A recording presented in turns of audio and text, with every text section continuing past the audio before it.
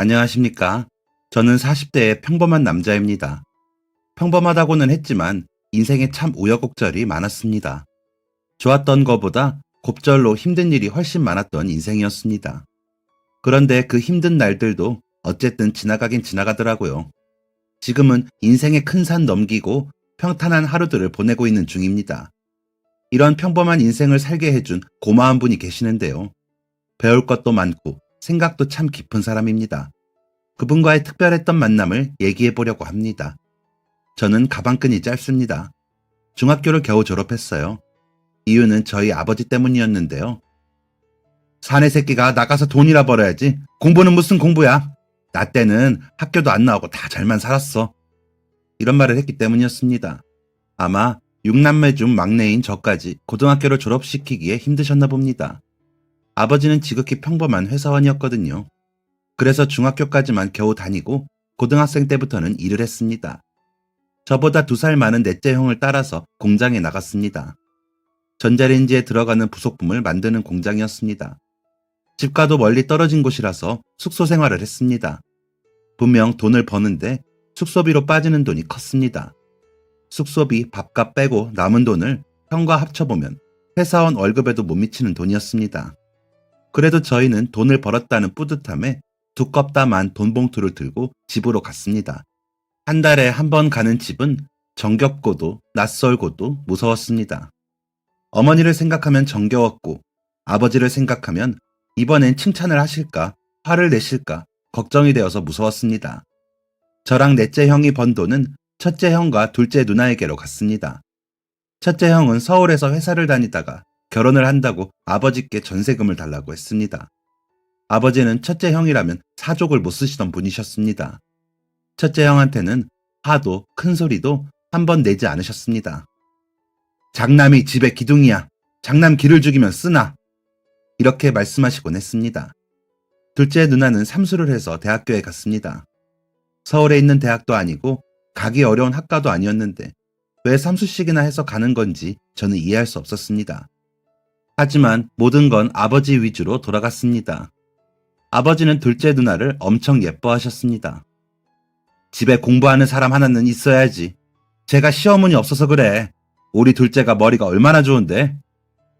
아버지의 관심은 모두 첫째 형과 둘째 누나에게 돌아갔기에 셋째 누나, 넷째 형, 저는 그야말로 들러리였습니다. 저는 아버지가 무서웠지만 아버지의 관심이 고팠습니다. 아버지가 첫째 형을 보고 웃으시는 것처럼 저를 보고도 웃으셨으면 좋겠다고 생각했습니다. 그 작은 마음의 불꽃은 서서히 타올랐습니다. 질투처럼 시작한 그 마음은 제 삶의 원동력이 되었고 야망과 포부가 되었습니다. 17살, 18살, 19살은 쭉 공장에서 일을 했습니다.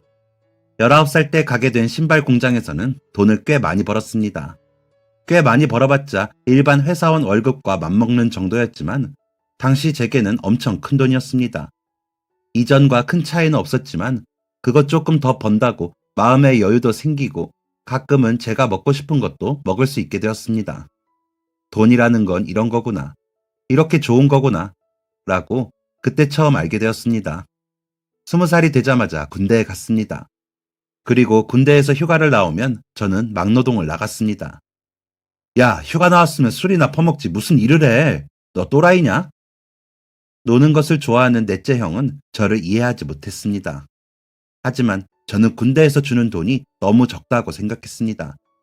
아니, 나라를 지키는데 야간 근무도 하고 훈련도 힘든데 그에 비해서 월급이 너무너무 적다고 생각했습니다. 그리고 군대 제대하면 다시 공장에 들어가기 싫었습니다. 작은 창이 줄지어진 혹은 창이 없는 갑갑한 공장에서 기계처럼 일하는 건 지긋지긋했습니다. 돈을 모아두면 조금이라도 낫지 않을까 싶어서 휴가 때마다 돈을 벌었던 거였습니다. 그렇게 군대 제대하고 나니까 제가 신발 공장에서 벌었던 월급의 2배 정도가 모여 있었습니다.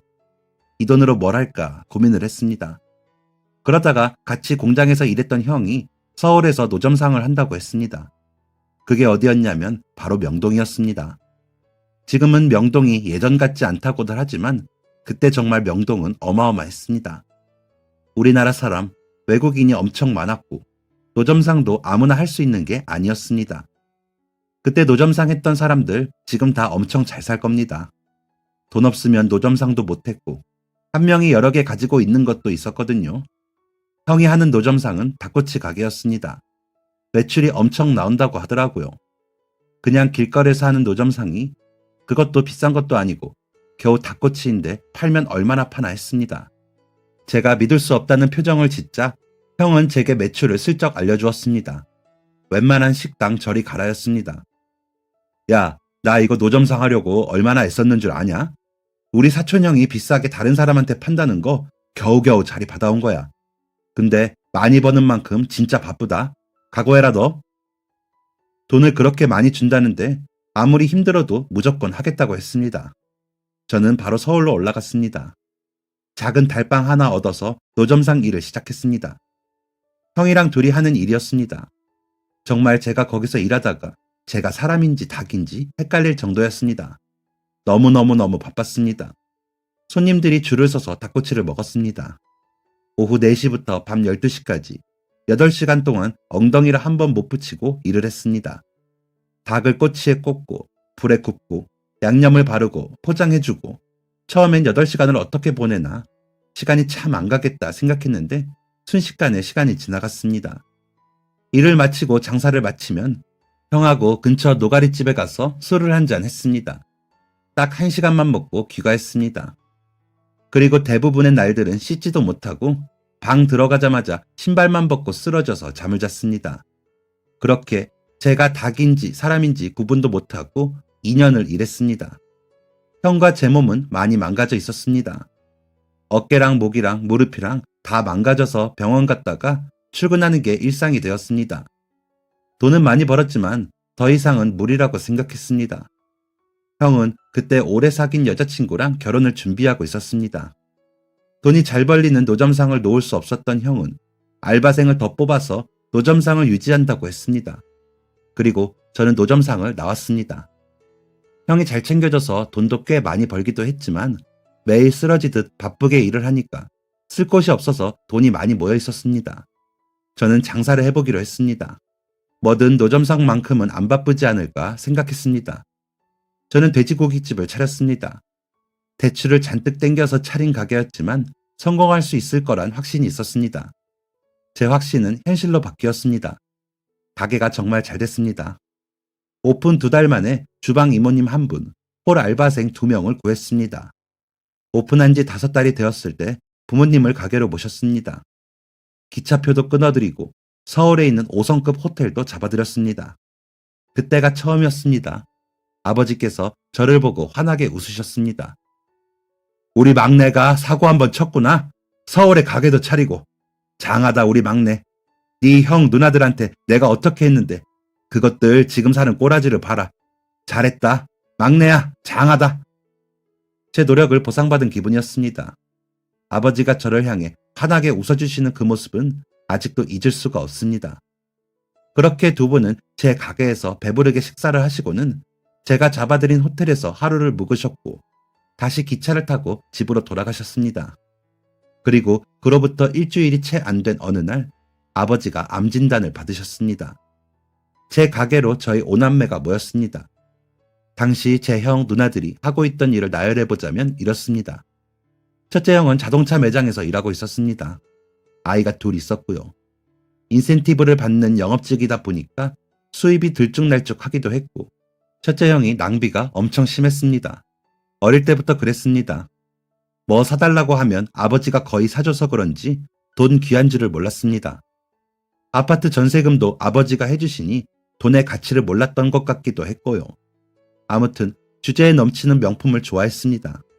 형수도 매한가지였고요. 그래서 첫째 형은 빚만 많이 있었습니다.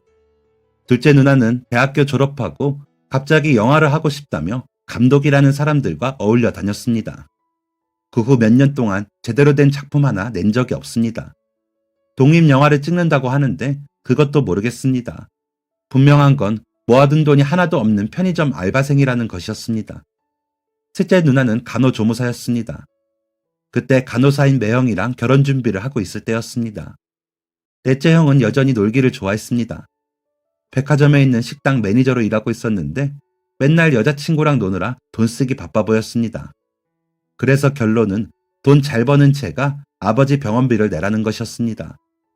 다들 우물쭈물하고 있다가 첫째 형의 한마디에 너도 나도 거들었습니다. 야 대준아, 형이 무슨 돈이 있냐? 나 빚만 많다니까. 그리고 네 조카들 봐라. 걔네 키우느라 벅차다 나는. 그래, 우리 중에 네가 제일 잘 벌잖아. 아버지 병원비는 우습잖아. 우리가 아버지를 모시라는 것도 아니고 병원비만 좀 해달라는 거지. 그것도 우리가 다 내라고 하겠냐? 그냥 수술비랑 입원비 정도만 내줘라. 우리가 네 형이랑 누나들인데 체면이 있지. 이렇게 사정해야 하냐? 우리 사정이 다 안 좋아서 그래. 형 누나들은 항상 이런 식이었습니다. 어릴 때부터 네가 이해해라. 막내니까 네가 감당해라 이랬습니다. 수술비랑 입원비 내라는 거면 그냥 병원비 전부 다 내라는 거 아닌가요? 생각 같아선 다 모른 척하고 싶었지만 그래도 제 아버지니까 그럴 수 없었습니다. 상대적으로 아버지랑 가까이에 살고 있는 셋째 누나랑 넷째 형이 아버지께 많이 오가기로 했고, 첫째 형이랑 둘째 누나가 어머니 생활비를 드리기로 했고, 저는 아버지 병원비를 내기로 했습니다. 다들 그렇게까지 병원비를 저한테 떠넘긴 건 아버지의 병원 생활이 얼마나 길어질지 모르기 때문이었습니다. 아버지는 수술을 하시고서도 꽤 오랜 시간 병원에 입원을 하셔야 했습니다. 퇴원 후에는 항암 치료까지 하셨습니다. 아버지를 잘 보살핀다던 셋째 누나와 넷째 형은 아버지께 거의 가지 않았습니다. 저는 그 사실을 어머니와의 통화에서 알게 되었습니다. 어머니가 아버지 병수발을 다 드셨습니다. 수술하시고 입원하시고 항암 치료하는 5년 동안 어머니는 혼자서 그 힘든 일을 도맡아 하셨습니다. 그렇게 오랫동안이나 아버지의 아픈 모습을 보셨음에도 어머니는 아버지의 마지막 순간을 부정하셨습니다. 어머니가 장례식장에서 목 놓아서 펑펑 우시던 그 모습을 잊을 수가 없습니다. 아버지가 돌아가시고 저희 5남매는 5년 전 그날처럼 다시 모였습니다. 서로의 눈치를 살살 살피는 모습이 두 번째임에도 불구하고 지긋지긋했습니다. 둘째 누나가 운을 뗐습니다.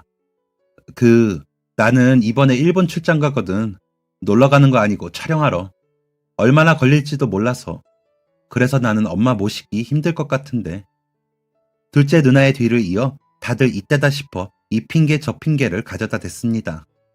주제만 어머니를 누가 모시느냐로 바뀌었을 뿐 5년이 지난 그때도 태도는 다 똑같았습니다. 저는 깊은 한숨을 쉬었습니다. 왜냐하면 저도 여유가 있었던 건 아니었기 때문이었습니다.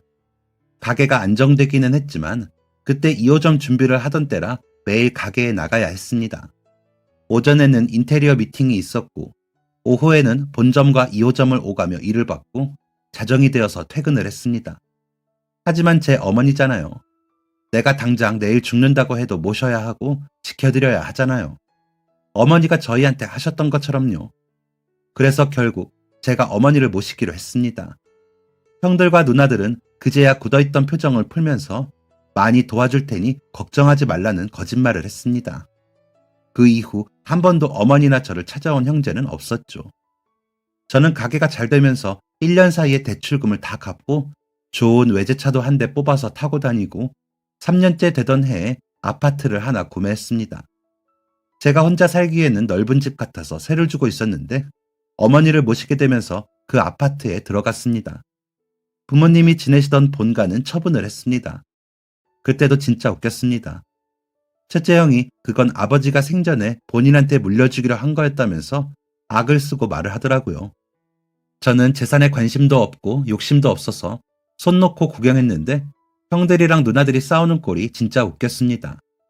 결국 처분한 본가는 50%는 첫째 형이 가져가고 나머지 50%는 둘째 누나랑 셋째 누나랑 넷째 형이 나눠 가졌습니다. 그냥 알아서들 살아라. 나는 어머니랑 잘 먹고 잘 살겠다 하는 마음이었습니다. 그때 가게도 잘 되고 있었고 투자를 여러 곳에서 받고 2호점을 본점보다 크게 계획하고 있었거든요. 승승장구라는 말이 딱 어울리는 표현이었습니다. 하지만 저는 2호점이 완성되는 것도 보지 못하고 추락하게 됩니다. 초반에 가게 오픈한 지 얼마 안 되었을 때 알바생이 한 명 들어왔었습니다. 20대 초반의 나이에 똘망똘망한 눈에 일하는 센스도 있는 남자 알바생이었습니다.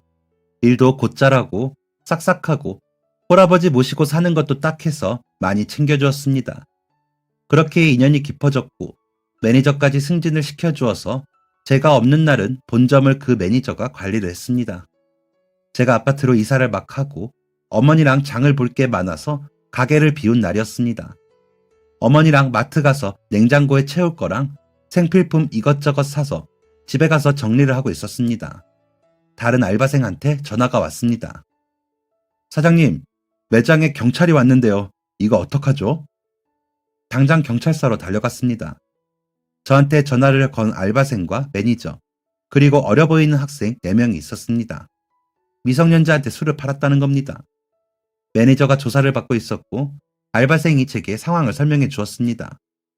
매니저님이 신분증 검사 안 해도 된다고 해서요. 뭐? 왜? 가끔 그러던데요. 매니저님 가끔 신분증 검사 안 할 때 있어요. 뭐? 왜 나한테 말 안 했어? 매니저님이 자기 지인이라고 괜찮다고 해서 저는 진짜 괜찮은 줄 알고요. 그런데 오늘은 너무 어려 보여서 검사하자고 했는데 매니저님이 하지 말라고 아는 애들이라서 괜찮다는 거예요. 그런데 가게에 있는 사람인지 지나가는 사람인지 신고를 했나 봐요. 갑자기 경찰 오고 매니저님 얼굴 새하얗게 질리고 쟤네 도망가는데 경찰분들이 잡아서 경찰서에 온 거예요. 매니저를 정말 많이 믿었거든요. 그런데 저를 속이고 종종 자기 아는 동생들을 불러서 술을 먹인 겁니다. 알바생들을 모아놓고 알아보니까 누가 봐도 미성년자 같은 애들한테 술을 내준 게 몇 번 있었다고 했습니다. 그리고 어쩔 땐 계산도 안 하고 돈도 안 받았다더라고요. 알바생들은 당연히 제가 허락한 줄 알고 따로 제게 말을 안 했던 겁니다. 그 사건으로 제 가게는 영업정지 2개월을 당하게 되었습니다. 그리고 2호점 오픈을 투자한다던 투자자들이 제게 등을 돌렸습니다.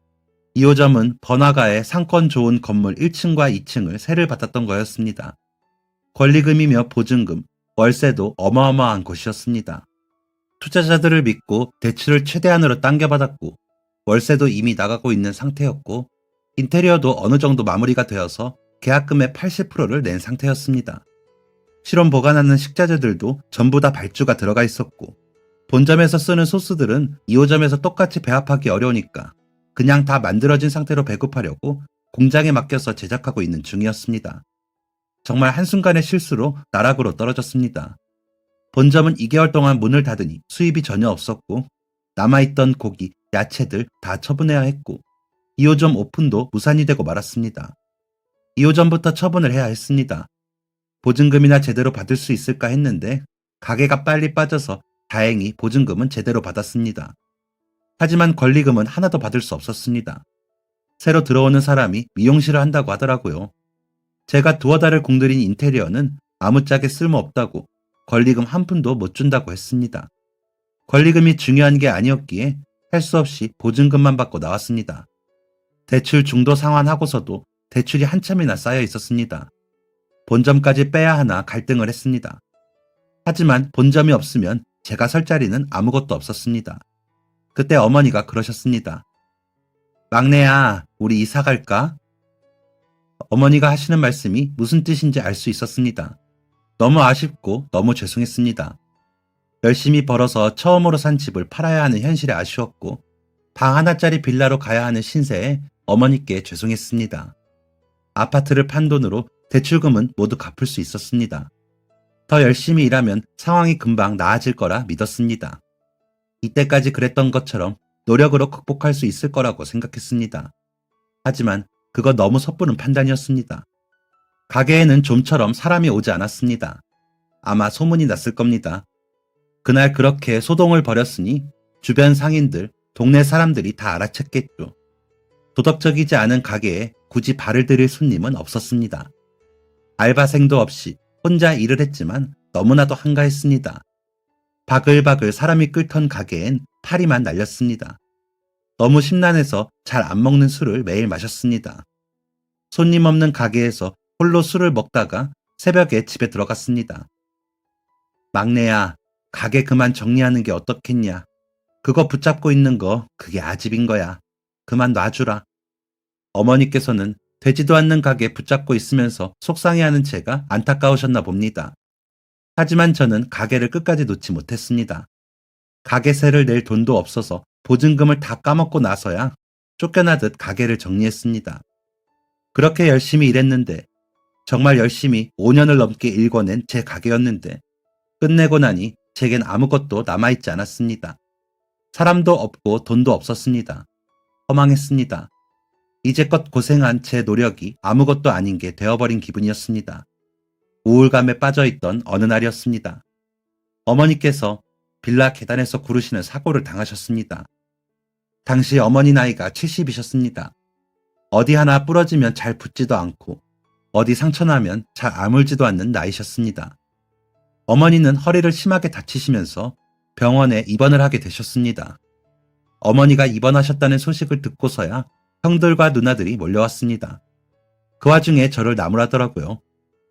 너는 어쩌자고 어머니를 이 지경으로 만든 거야. 네가 잘 돌보겠다고 했잖아. 너 가게도 뺐다면서 밥벌이는 하고 다니는 거냐? 가방끈은 짧아도 사람 구실 하나 했더니만. 미치도록 화가 났지만 반박할 말이 떠오르질 않았습니다. 첫째 형이 한 말 중에 틀린 말은 없었습니다. 저는 가방끈이 짧고 밥벌이도 못하고 어머니까지 다치게 한 사람이었습니다. 모두들 저를 나무라고 떠났습니다. 그런데 제 상황이 어떤지 뻔히 알면서 저를 도와준다는 형제는 단 한 명도 없었습니다. 그나마 일본에 있다가 들어온 둘째 누나만이 밥 사먹으라며 10만 원을 쥐어주었습니다. 정말 인생이 모두 무기력하게 느껴졌습니다. 다시 제 한 몸 불사지르며 뭔가를 도전할 용기도 열정도 없었습니다. 그 와중에 세상은 제게 정신 차리라는 듯 카드값 고지서를 들이밀었습니다. 어머니의 병원비가 정말 많이 나왔습니다. 당장 카드값 메울 능력이 없었던 저는 다른 카드를 만들어서 카드값을 메우면서 3개의 카드로 일명 카드 돌려막기를 했습니다. 그때가 제 인생에서 최악의 순간이었습니다. 17살 때 넷째 형이랑 공장에 다니던 때보다 더 열악했습니다. 몇 달을 어머니 병간호를 하면서 일도 안 했습니다. 카드 빚은 쌓이고 있었고요. 휠체어에 탄 어머니 모시고 산책을 하는데 갑자기 번쩍 정신이 들더라고요. 내가 지금 뭐하고 있나 싶었습니다. 갑자기 제 자신이 너무 한심하게 느껴졌습니다. 메꿔야 하는 카드값이 5천만 원 정도 됐습니다. 내가 미쳤구나 싶었습니다. 저는 당장 뭐라도 해야겠다고 생각했습니다. 그리고 그 무렵 어머니가 퇴원을 하셨습니다. 완전히 편하게 움직이지는 못하셨지만 그래도 집에서 혼자 화장실은 가실 수 있는 정도였습니다. 저는 군대 휴가를 나왔을 그때처럼 다시 막노동을 시작했습니다. 하지만 막노동만으로는 부족했습니다. 저는 막노동 가기 전 1시간 동안 신문 배달을 했습니다. 막노동 하다가 만난 외국인 노동자가 있었는데 그 사람이 저희 동네 사람이더라고요. 고향에 애도 있고 자식들도 있어서 돈 많이 벌어야 한다고 했던 그 외국인 노동자는 막노동 나오기 전에 신문 배달을 한다고 했습니다. 그런데 양이 너무 많아서 힘들다고 하더라고요. 그래서 그럼 저랑 반으로 나눠서 하면 어떠냐고 했고 그 사람이 좋다고 했습니다. 그때부터 저희는 막노동 나가기 전에 1시간 동안 동네를 반씩 나눠서 신문을 돌렸습니다.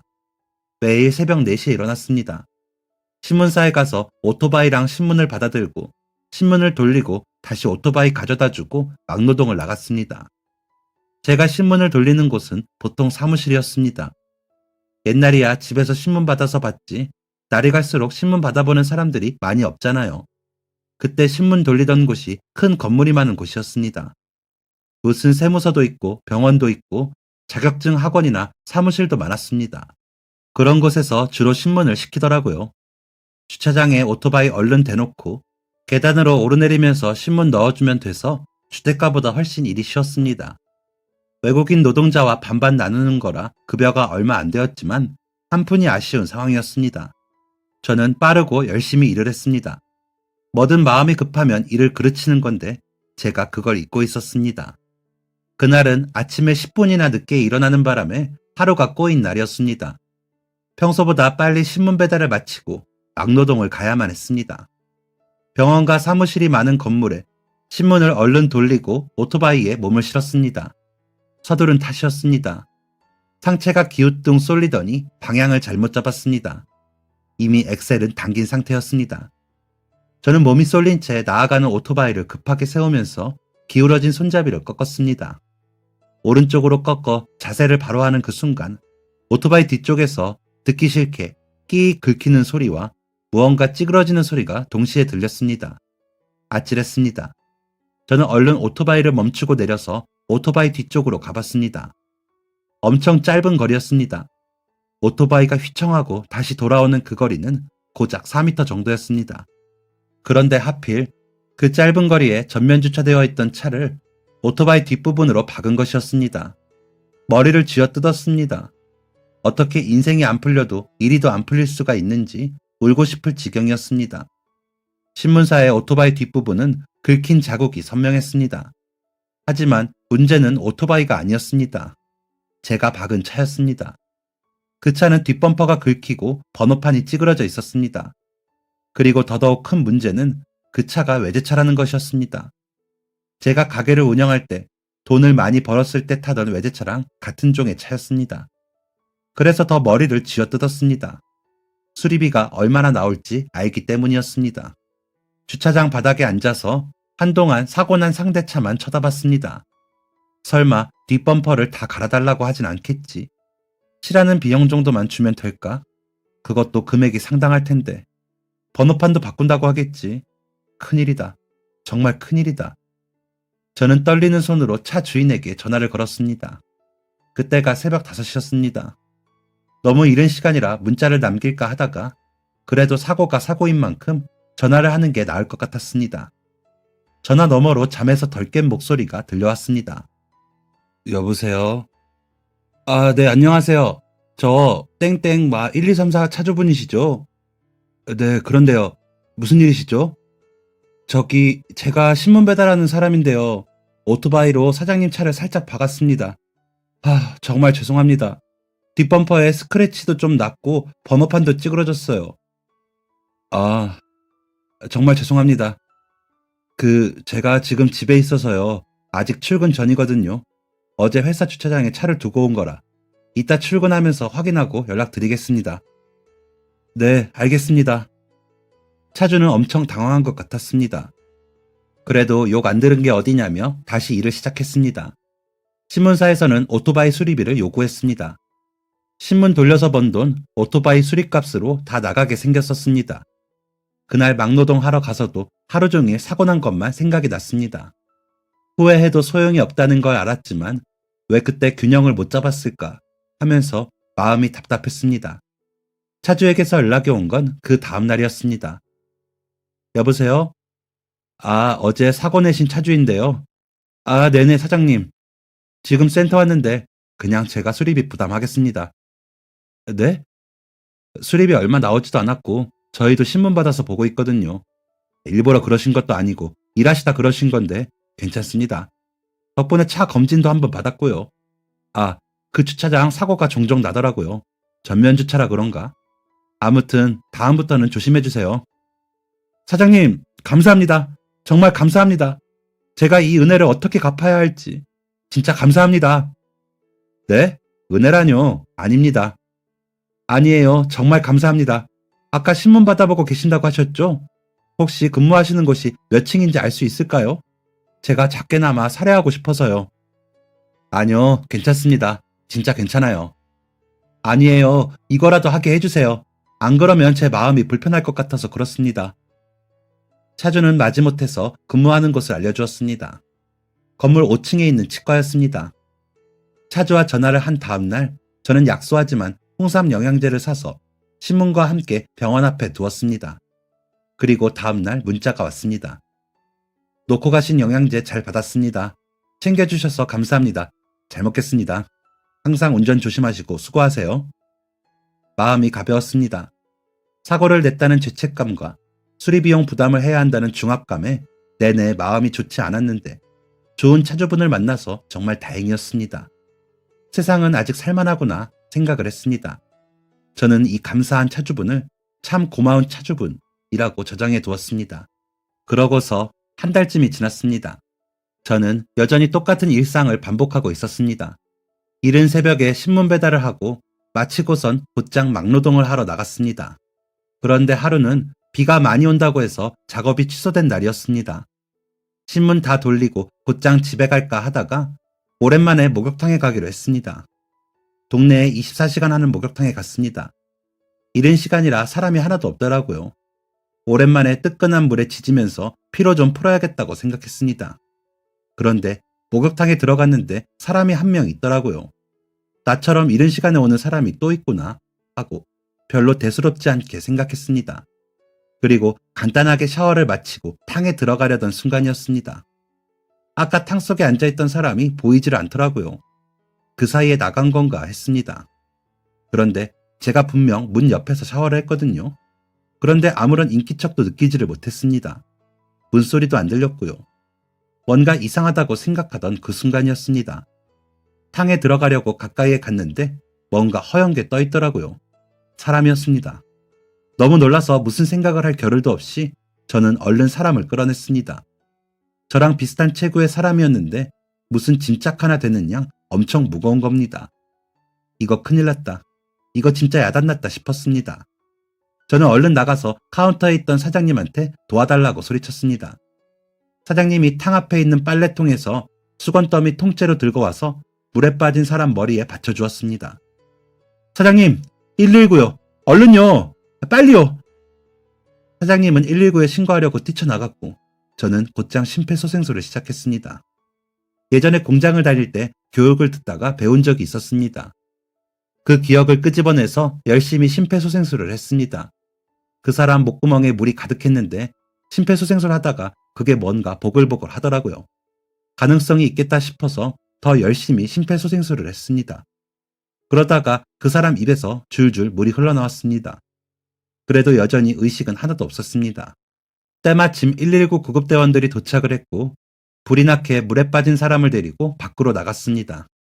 그 정신없는 와중에 제게 어떻게 발견했냐, 어떻게 꺼냈냐, 심폐소생을 몇 분간 했냐 묻길래 횡설수설하면서 대답을 했습니다.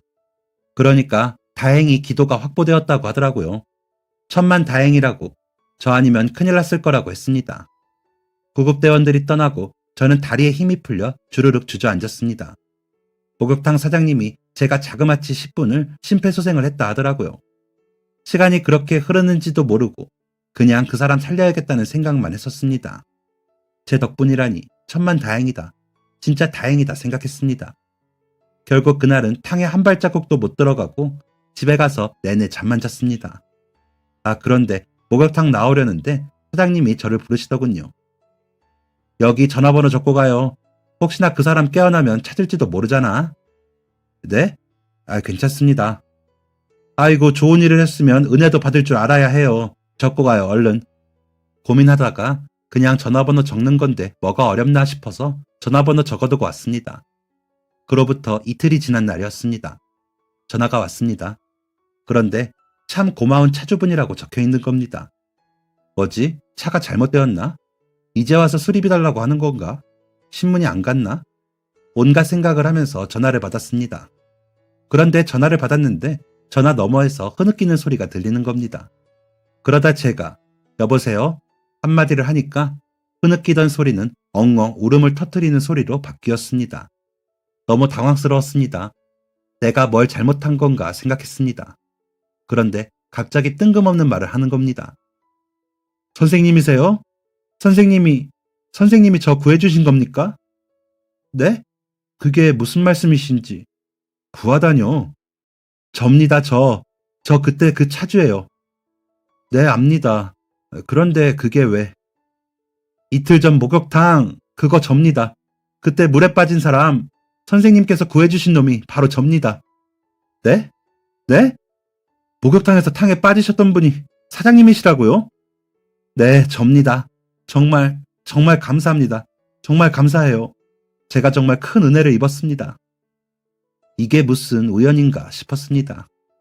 제가 목욕탕에서 구한 그 사람이 바로 제가 사고 낸 차의 차주라는 겁니다. 그 사람도 제 번호를 저장해놓고 있었다더라고요. 그리고 목욕탕에서 그 일 있고 병원에서 안정을 취한 다음 바로 목욕탕으로 달려와 자초지종을 듣고 혹시 제 연락처 받은 거 없냐 물었답니다. 그리고 목욕탕 사장님한테 전화번호 받고 깜짝 놀랐다고 덧붙였습니다. 그 사람은 제게 은혜를 갚고 싶다면서 한번 만나자고 했습니다. 저도 이 우연이 참 신기해서 좋다고 했습니다. 저희는 그 사람의 치과가 있는 건물 1층에 있는 중식당에서 만났습니다. 제가 그날 좀 안 좋은 일이 있었습니다. 저희 어머니가 돌아가셨거든요. 장례 다 치르고 어머니 집 정리하고 집에 가서 쉬려다가 피로 풀려고 목욕탕에 들렀습니다. 그런데 제가 어머니 장례 치르는 동안 잘 먹지도 못하고 잠도 못 자서 너무 무리했었나 봐요. 어떻게 물속에 들어갔는지도 모르겠습니다. 아무튼 선생님 덕분에 살았습니다. 선생님 아니었으면 저 벌써 어머니 따라서 세상 떠났을 거예요. 정말 감사합니다. 제가 정말 큰 빚을 졌습니다. 아니요, 빚이라뇨. 저도 사장님께 도움 받았는걸요. 어쩌다 우연히 이렇게 되었지만 은혜 갚은 거라고 생각해 주세요. 아닙니다. 제가 뭐 어려운 일 한 것도 아니고 수리비 정말 얼마 안 나왔었어요. 선생님께서 해주신 일에 비하면 저는 아무것도 아닙니다. 저보다 3살 많은 그 사람은 보기보다 털털한 면도 있으면서 생각이 참 깊고 속도 깊은 사람이었습니다. 그날 밥을 먹으면서 얘기하다 보니까 저희 고향이 같더라고요. 어쩌면 오며 가며 마주쳤을지도 모르겠다면서 신기하다고 했습니다. 그렇게 인연이 되어서 저희는 종종 만남을 가졌습니다. 사는 동네도 비슷하겠다.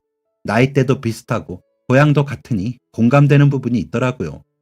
물론 치과 원장과 막노동꾼이라는 차이가 심했지만 신기하게도 그런 격차가 느껴지지 않았습니다. 제가 5남매 중 막내이다 보니까 어릴 때부터 가족뿐만 아니라 주변에 형 누나들이 참 많았습니다. 다 형 누나들의 친구였죠. 그런데 좋은 꼴을 못 봤잖아요. 어릴 때부터 줄곧 어리다고 만만하게 생각했으니까요. 그래서 선입견이 좀 있었는데 그 형은 달랐습니다. 아무것도 아닌 저를 존중해 주었습니다. 이런 게 진짜 어른이구나 하고 알게 해준 사람이었습니다. 그러던 어느 날이었습니다. 갑자기 형이 제게 조심스럽게 물어보더라고요. 혹시 우리 형하고 일해보지 않을래? 형네 형이랑? 왜요? 무슨 일이요? 이번에 형이 좀 크게 갈비집을 하려고 하는데 당장 다음 달이면 오픈인데 점장급으로 일해줄 사람이 마땅치 않다고 해서. 내가 너 예전에 고깃집 했던 거 말했거든? 그러니까 한번 보자네. 이제 시작하는 단계라서 어수선하기도 할 거고 많이 바쁘기도 할 텐데 그만큼 많이 챙겨줄 거야. 내가 너 진짜 괜찮은 동생이라고 잘해주라고 했거든. 어때? 괜찮아? 한번 만나볼래? 여부가 없었습니다. 뭐든 지금보다야 나은 인생이었습니다. 저는 그 다음 주에 형네 형 만나서 인사드리고 갈비집 점장으로 들어가게 되었습니다. 맨날 신문 돌리고 막노동 하던 날보다 돈을 배로 벌면서 일을 했습니다. 갈비집 일하면서 다시 제가 좀 생산적인 사람이 된 것 같은 기분이 들더라고요. 그동안 막노동 하면서는 이리 차면 이리 굴러가고 저리 차면 저리 굴러가는 인생을 살고 있다고 생각했거든요. 아무 욕심도 없고 그냥 이러다 죽겠지 생각한 게 여러 번이었습니다. 그런데 갈비집 들어가고서는 생각이 완전히 바뀌었습니다. 아, 나 아직까지는 뭔가 할 수 있는 사람이구나 하는 가능성을 봤습니다. 자존감도 올라가고 삶에 대한 희망도 보였습니다. 그렇게 지금 4년이 지났습니다. 저 작년에 끝이 보이지 않던 빚 전부 다 갚았습니다.